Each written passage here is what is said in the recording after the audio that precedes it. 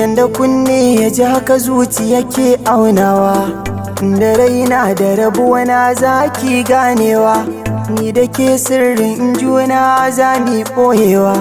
Ra'ayina ke ce kika zaman totawa, ki kula min da kaina majin sirrina, hakan shine zai sanya ruhina.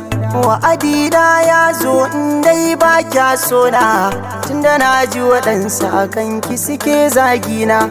Kin ga tauna san ba a yi sai da haƙora, fikira na gefen ki na zo na sarara. Ko a ɗan aiki ɗauke ni na kore kura, ni fa ba komai kanki ko da an min kyara.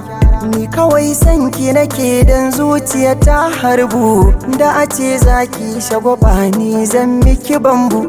Fadamar sanyi kika so na haɗa miki lambu, kanki zan iya dambe ko da hannu ba kambu. Tausaya min na gaza min kada ki min bore, na aiko sakonnin sokar da ki share. Na rasa ki masoyiya ta dole na zare, shi da fin so na ki da wuya ta ya zan jure.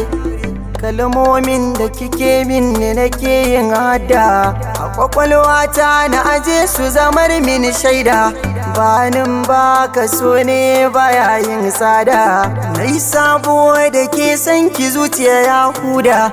Ki tunani da ke kowa tare ya gammu, hanta da jini tilas sai an bar mu.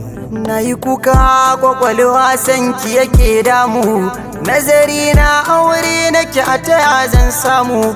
Babu laifi da ni ke ɗai na yi wa kishi, ko kallon ki na ga wani yanayi sai na tsane shi. So ya danne na asa inda kyar zanayi nishi, kin ji sako nan na fatan da ki karbe shi.